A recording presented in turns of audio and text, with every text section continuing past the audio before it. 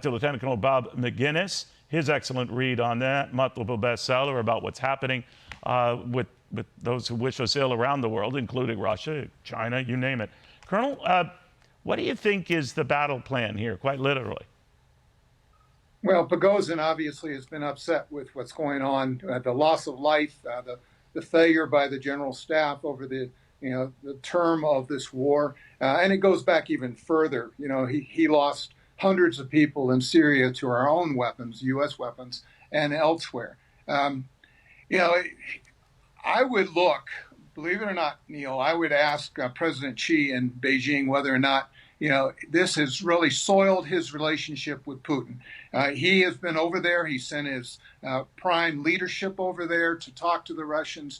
I believe that this is going to have a significant impact going forward on that relationship, which is significant for Russia because of the sanctions that it's facing, because of the energy that China consumes, and China's new place in the world. So I haven't seen anything as yet out of President Xi, but given what that relationship looks like and the discouragement from the beginning of right before this war launched, Neil, back in February of 21, when Putin went to Xi and basically asked for permission to launch this operation. As you know, Neil, I said a year ago on your program that we were going to have unrest in Russia.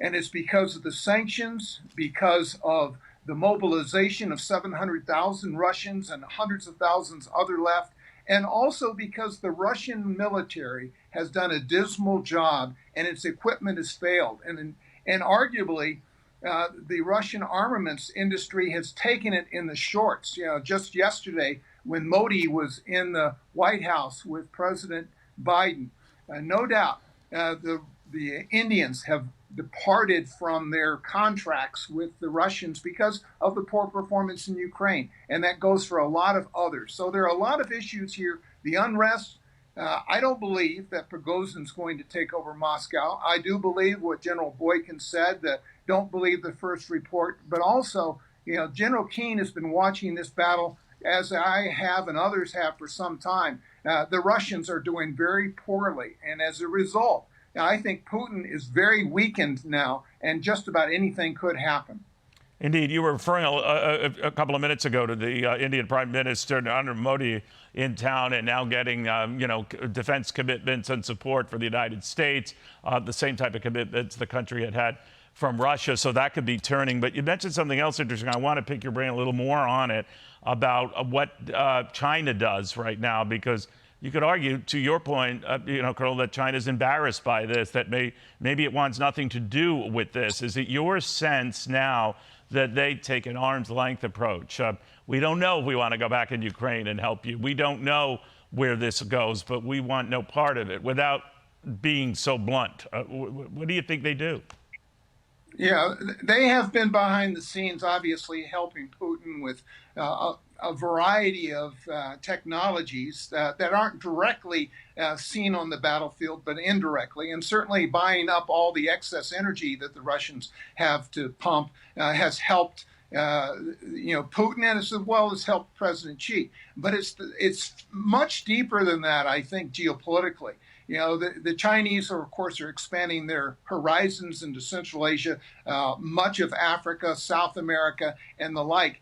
They don't want to be saddled with a failed regime in Moscow that they have been calling their partner for a long time. So I think that, if anything, the Chinese are going to back out of the coziness that much of the West has interpreted Xi's relationship with Putin. And so this could be actually the downfall of Putin. I think if Xi abandons Putin, then you begin to see a progression of leadership changes, perhaps in Moscow. I don't think Prigozhin is going to take over Moscow, but he's certainly going to make an attempt to intimidate Putin and his generals, and as a result, the confidence is going to be drained out of Putin, in spite of some of the good spin that we're seeing from the FSB and the Russian media at the present time. Colonel, what does he do with Prigozhin, though, assuming that he's able to put this rebellion, or whatever you want to call it, down? Prigozhin is a very popular fellow. I mean, I'm not, comparing necessarily to, as I was saying earlier in this broadcast, a Douglas MacArthur who was ultimately relieved of his position by Harry Truman. Harry Truman knew at the time how popular the general was, but he had that right and command and exercised it. In Vladimir Putin's case, Prigozhin's a rock star. Now, I don't know if he remains one with troops in the city or in the country, but he's got to be careful how he handles him, or does he? Well, I would I would ask some of the oligarchs there whether or not, who have been standing next to Putin in spite of the problems with this war, are they going to now shift allegiances to Prigozhin, and as a result, Putin is not only much weakened, but in fact, Prigozhin could be someone that would take even a Putin's place in the Kremlin. And so those are all possibilities. There are a lot of variables here, Neil, and we all recognize that.